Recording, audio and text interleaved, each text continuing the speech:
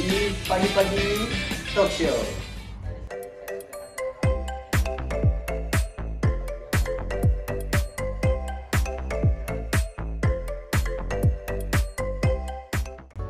Nah, di sini kita akan membahas topik, di mana topik kali ini yaitu tentang perjalanan, karir dan peran pegawai pajak di salah satu Direktur Jenderal Pajak. Nah, langsung saja kita sambut narasumber kita pada hari ini, Bapak Idam Hashari. Oke, baik pemirsa, di samping saya sudah ada Bapak Idam kali ini. Nah, Bapak Idam ini adalah seorang pegawai pajak dalam mengabdi selama lebih dari 5 tahun. Betul Pak? Ya, betul. 5 tahun. Terlebih dahulu boleh perkenalkan diri Bapak kepada pemirsa? Ya, selamat pagi pemirsa. Selamat pagi juga Tegar ya. Ya, selamat pagi Pak. Ya, jadi tadi sudah jelaskan, nama saya Idam Hashari. Saya di sini sebagai PNS di Direktorat Jenderal Pajak. Jadi saya di Direktorat Jenderal Pajak sudah kurang lebih 5 tahun. Seperti itu ya.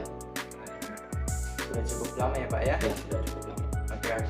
Di sini Pak, saya ada beberapa pertanyaan terkait dengan perjalanan dan peran Bapak dalam Direktorat Jenderal Pajak. Nah, langsung saja Pak, di pertanyaan pertama ini bisa Bapak ceritakan sedikit tentang latar belakang pendidikan dan karir Anda saat ini? Ya, jadi untuk latar belakang pendidikan, untuk kalau saya sendiri, saya masuk di PNS Direktorat Jenderal Pajak itu melalui jalur ikatan dinas. Jadi saya dulu kuliah di Sekolah Tinggi Akuntansi Negara. Sekarang sudah berubah nama menjadi Politeknik Keuangan Negara STAN. Jadi saya dulu kuliah selama 3 tahun dan setelah lulus langsung diangkat menjadi pegawai negeri sipil di Direktorat Jenderal Pajak. Jadi untuk jalur masuk PNS Direktorat Jenderal Pajak sendiri itu ada 2 sebenarnya. Jadi melalui jalur ikatan dinas seperti saya. Yang kedua itu jalur yang umum, jadi melalui formasi penerimaan CPNS secara umum. Nah, saya ini melalui jalur ikatan dinas, jadi langsung diangkat. Nah, lalu untuk latar belakang karir, setelah saya diangkat, PNS itu harus menjalani dulu namanya OJT atau on job training. Saya dulu on job training di KPP Pratama Parepare selama kurang lebih 4 bulan.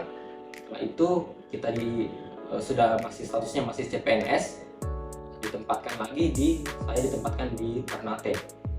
Setelah itu diangkat PNS juga di Ternate dan sekarang promosi di Makassar Selatan tepatnya. Dulu saya jabatannya pelaksana, sekarang sudah dipromosi menjadi asisten penyuluh pajak di KPP Pratama Makassar Selatan. Jadi mungkin singkatnya seperti itu ya sih. Oke, baik Pak, sangat menarik sekali perjalanan dari Bapak Idam Hashari, bagaimana Bapak Idam ini memulai karir dari perguruan tinggi yaitu STAN atau Sekolah Tinggi Akuntansi dan melalui beberapa tes dan seleksi sebelum Bapak Idam bisa menjadi seperti sekarang ini. Ya, betul. Sangat menarik sekali Pak. Nah, langsung saja ke pertanyaan kedua Pak. Apa saja sih tugas dan fungsi sebagai pegawai pajak di DJP? Ya. Jadi untuk PNS di Direktorat Jenderal Pajak itu sebenarnya kami memiliki kewajiban ya, tugas dan fungsi. Untuk PNS di DJP itu sebenarnya tujuan kami itu untuk mengumpulkan penerimaan negara. Jadi tujuan DJP itu mengumpulkan penerimaan negara untuk digunakan sebesar-besarnya bagi kemakmuran rakyat. Nah, dari situ dibagi menjadi beberapa divisi-divisi. Ada yang bagian pelayanan, ada bagian pengawasan, pemeriksaan dan sebagainya. Nah, jadi tugas intinya DJP yaitu untuk mengamankan penerimaan negara. Dan dari situ dibagi lagi menjadi beberapa subbagian tugas untuk mendukung tugas utama tersebut. Misalnya kalau saya ini di bagian pelayanan, berarti tugasnya yaitu memberikan pelayanan kepada wajib pajak yang ingin menyampaikan misalnya SPT atau ingin membayar pajak. Makanya ada bagian pelayanan atau garda terdepan yang berfungsi untuk memberikan pelayanan yang terbaik. Lalu ada bagian pengawasan, pemeriksaan, ada bagian penagihan. Jadi semua bagian-bagian itu semuanya bersinergi untuk satu tujuan, yaitu mengamankan penerimaan negara, yaitu mengumpulkan penerimaan negara. Karena kita sendiri tahu bahwa APBN ini 80% itu dari pajak gitu. Jadi anggaran pendapatan belanja negara itu 80% dari penerimaan pajak ya, seperti itu. Oke. Ternyata Bapak di dalam dunia perpajakan ini ternyata dapat banyak bagian ya Pak ya. Ya. Oke, langsung saya ke pertanyaan berikutnya itu Pak. Bagaimana sih Anda menangani wajib pajak yang tidak patuh dan mencoba menghindari pajak? Yang dimana kita ketahui masih banyak masyarakat Indonesia yang belum taat dalam menjalani wajib pajak sekarang ini. Sebenarnya ini ada dua kasus ya. Jadi ada yang tadi yang tidak patuh, terus ada yang melakukan penghindaran pajak. Ya. Jadi ini sebenarnya ada dua kasus yang berbeda. Untuk yang pertama, jika wajib pajak itu tidak patuh, itu ada beberapa alasan kenapa tidak patuh. Mungkin mereka belum tahu, atau mereka memang sudah tahu tapi mereka sengaja tidak melaksanakannya. Jika wajib pajak belum tahu, berarti mereka kemungkinan masih belum teredukasi. Nah, untuk itu di kantor pajak itu ada namanya bagian edukasi, seperti bagian penyuluh untuk memberikan edukasi kepada wajib pajak yang belum tahu gimana kewajiban perpajakannya. Jika wajib pajak sudah tahu, tentu mereka akan melaksanakan kewajibannya. Karena rata-rata masyarakat Indonesia itu sebenarnya kurangnya di situ, di kurangnya kesadaran pajaknya ya. Jadi banyak yang belum teredukasi. Makanya kami juga dari kantor pajak senantiasa berusaha memberikan edukasi di tempat terpencil sekalipun. Di pelosok itu ada KP2KP, ada kantor perwakilan pajak, untuk memberikan edukasi di tempat-tempat yang pelosok gitu. Lalu yang kedua itu wajib pajak yang sengaja ya menghindari pajak. Nah, bagi wajib pajak yang memang sudah tahu kewajibannya tapi sengaja menghindari pajak, itu kami juga ada bagian yang tadi sudah saya jelaskan, bagian pengawasan. Jadi ada bagian pengawasan untuk mengawasi wajib pajak yang memang tidak melaksanakan kewajibannya atau sengaja menghindari pajak ya. Jadi sudah tahu kemungkinan dan sengaja untuk melakukan penghindaran pajak. Dan ada juga bagian penindakan, yaitu bagian pemeriksaan maupun bagian penagihan. Jadi bisa sampai proses penagihan sampai misalnya asetnya disita. Jika memang dia kasusnya terbukti dia memang penyalahgunaan atau memang pemalsuan data seperti itu. Jadi mungkin singkatnya seperti itu. Sangat menarik ya ternyata Pak tugas-tugas dan bagian-bagian di dalam Direktur Jenderal Pajak ini. Nah, untuk masyarakat sudah tadi didengarkan penjelasan dari Bapak bagaimana pentingnya kita membayar pajak, dan bagi yang masih belum atau menghindari pajak, segera bayar pajak Anda. Nah, selanjutnya Pak, pertanyaan berikutnya yaitu apa sih upaya yang dilakukan oleh DJP untuk meningkatkan kepatuhan pajak di kalangan masyarakat? Jadi untuk meningkatkan kepatuhan pajak, tentu Direktur Jenderal Pajak senantiasa melakukan inovasi-inovasi. Jadi kita sudah senantiasa melakukan upaya-upaya dan inovasi, baik itu melalui edukasi, melalui public campaign, jadi banyak iklan atau misalnya di Twitter misalnya, Direktur Jenderal Pajak itu lumayan aktif. Instagram juga ya, jadi konten-kontennya itu sudah mengikuti konten-konten generasi Gen Z seperti sekarang ya. Jadi konten-kontennya itu sudah mengikuti yang tren. Itu salah satu triknya untuk menggait kalangan Gen Z. Jadi sebenarnya sudah banyak upaya-upaya yang dilakukan untuk meningkatkan kepatuhan seperti itu, dan juga salah satunya dengan menggunakan influencer untuk mempromosikan, untuk mengedukasi wajib pajak.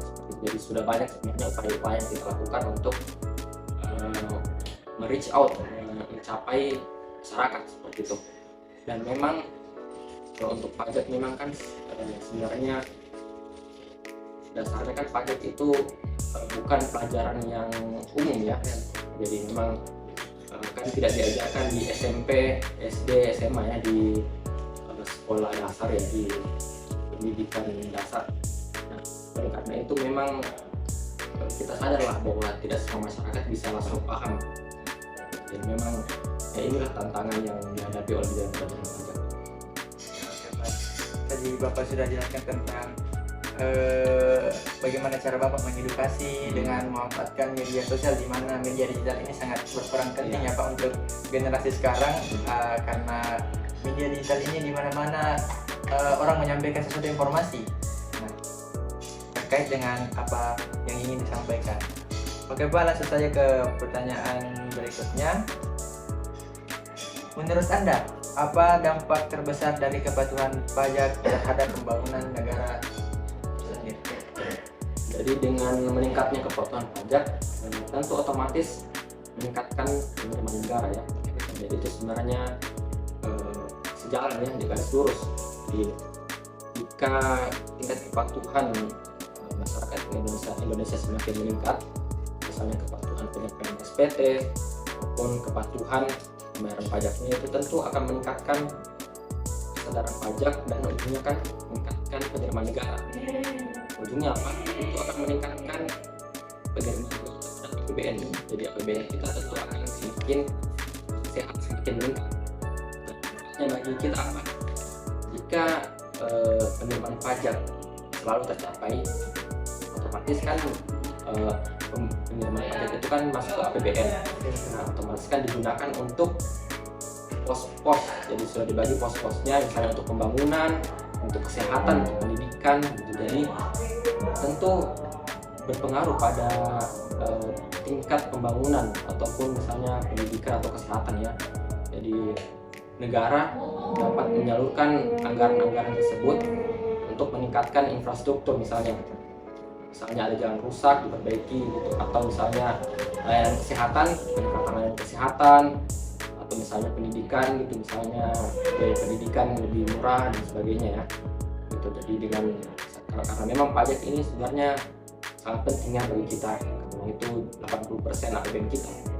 Jadi untuk dengan peningkatan kepatuhan itu akan berefek nanti ke depannya kita. Oke, baik. Pemirsa, tadi itu adalah manfaat atau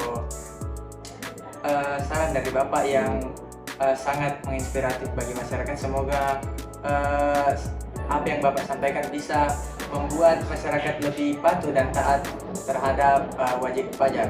Nah, di mana wajib pajak ini Pak tadi Bapak jelaskan bisa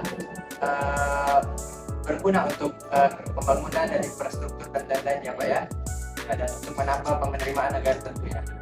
Ya, jadi sebenarnya kalau kan kami kan sebenarnya kawan pajak ya, jadi kalau kawan pajak sebenarnya membayar pajak ya, atau kalau memang pajaknya tidak ada, setidaknya melaksanakan kewajiban perpajakannya itu sudah turut serta bagi pembangunan negara sebenarnya. Jadi secara tidak langsung kawan pajak sudah turut serta bagi pembangunan infrastruktur, kesehatan, pendidikan dan sebagainya. Jadi kawan pajak harus bangga jika kawan pajak telah melaksanakan kewajiban perpajakan. Oke, baik, sangat menginspiratif bagi kita semua ya Pak ya. Nah, tidak terasa kita sudah berada di penghujung acara Pak, dan saya ini ada pertanyaan terakhir atau pertanyaan penutup terkait dengan acara hari ini, yaitu Pak, apa sih harapan Anda terhadap masa depan perpajakan di Indonesia? Ya, jadi harapan saya tentu agar tingkat kesadaran dan kepatuhan masyarakat Indonesia bisa semakin meningkat setiap tahunnya ya.